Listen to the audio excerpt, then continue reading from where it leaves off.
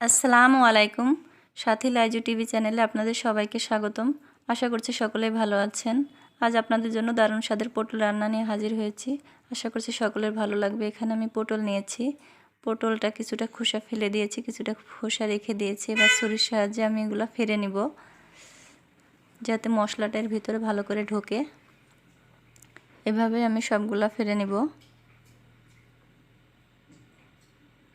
আর একটা আমি কেটে আপনাদের দেখিয়ে দিচ্ছি। এভাবে সবগুলা করতে হবে।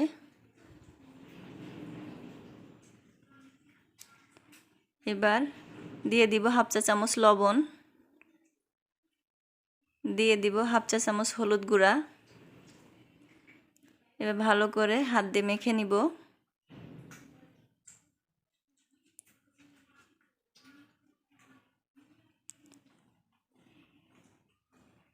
এবার নিয়ে নিয়েছি এখানে এক মুঠ চীনা বাদাম, ভাজা বাদাম নিয়েছি। এবার এটা আমি ব্লেন্ডার করে নিব। এবার ব্লেন্ডারে আমি এটা ঢেলে নিব। ঢেলে আমি ব্লেন্ডার করে নিব।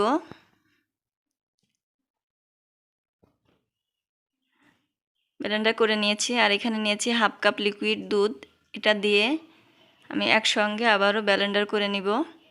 বাদামটা ব্লেন্ডার করে নিয়েছি। এখন আমি চুলায় একটি প্যান দিয়ে দিব। এবার দিয়ে দিব 2 টেবিল চামচ সয়াবিন তেল। দিয়ে আমি পটলগুলো ভালো করে ভেজে নিব।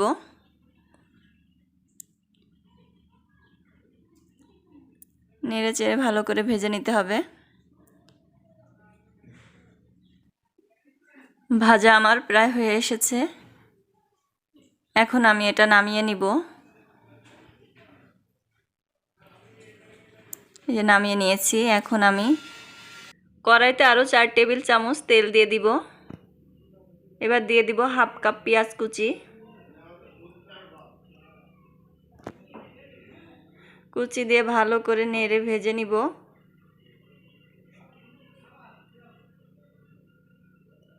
এবার দিয়ে দিব 3টা এলাচ, 2 টুকরা দারুচিনি, 4টা লবঙ্গ দিয়ে নেড়ে ভেজে নিব। পেঁয়াজটা লাল করে ভেজে নিব।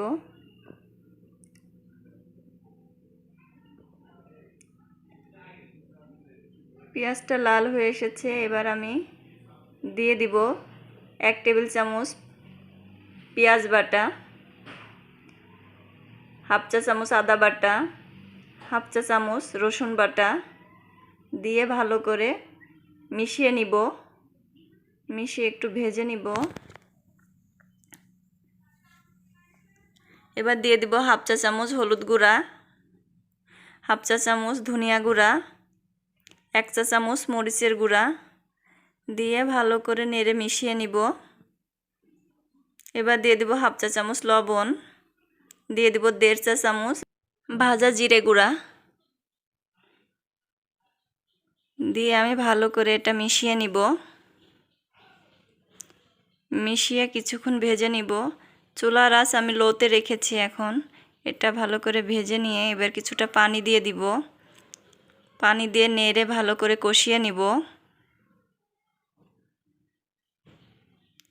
আরও কিছুটা পানি দিয়ে দিব। পানি দিয়ে আরও কিছুক্ষণ কষিয়ে নিব। এভাবেই আমি 5 মিনিট ভালো করে কষিয়ে নিব। নেড়ে ভালো করে কষিয়ে নিতে হবে। এবার দিয়ে দিব টমেটো সস 2 টেবিল চামচ। নেড়ে এবার আমি এটা মিশিয়ে নিব।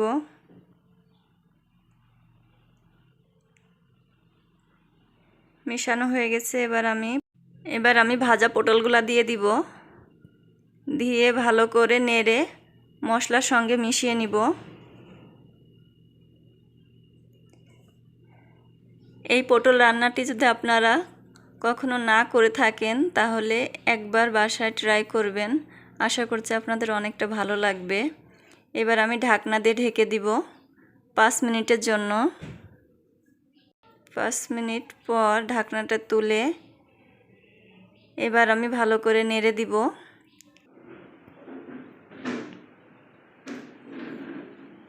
এবার বেটে রাখা বাদামটা দিয়ে মিশিয়ে নিব। ভালো করে নেড়ে মিশাতে হবে।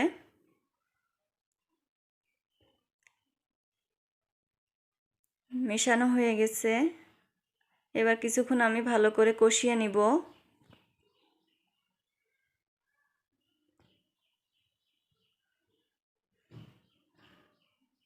কিছুক্ষণ পর পর নেড়ে দিতে হবে, না হলে তলায় লেগে যেতে পারে, কারণ এখানে আমি বাদাম বাটা ইউজ করেছি। এখন আমি হাফ কাপ পানি দিয়ে দিব। যে বাটিটা আমি বাদাম বাটা রেখেছিলাম সেই বাটিটা ধুয়ে পানি দিয়ে দিব। এবার ভালো করে নেড়ে মিশিয়ে দিব। এবার চুলাটা স্লোতে রেখে ঢাকনা দিয়ে ঢেকে দিব 5 মিনিটের জন্য। 5 মিনিট পর ঢাকনা তুলে নিব।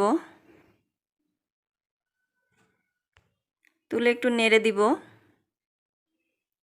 এবার দিয়ে দিব হাফ চা চামচ গরম মশলা গুঁড়া, দিয়ে দিব 6টি কাঁচা পাকা মরিচ মাথা ভেঙে দিয়েছি। এবার কিছুক্ষণ নেড়ে দিব। নেড়ে মশলাটা মিশিয়ে এবার ঢাকনা দিয়ে ঢেকে দিব 5 মিনিটের জন্য, চুলার আঁচ স্লোতে রেখে।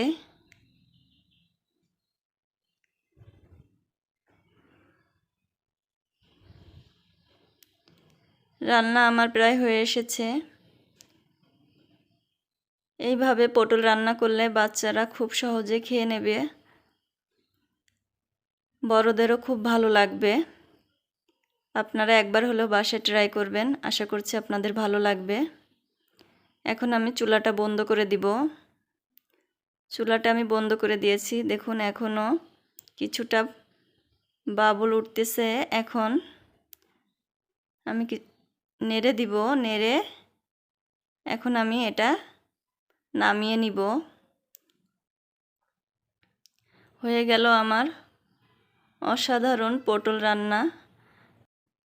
আশা করছি আপনাদের ভালো লেগেছে। ভালো লাগলে অবশ্যই ভিডিওটি লাইক দিবেন, চ্যানেলটি সাবস্ক্রাইব করবেন, আর যারা সাবস্ক্রাইব করেছেন তাদেরকে অসংখ্য ধন্যবাদ। সবাই ভালো থাকবেন। আল্লাহ হাফেজ।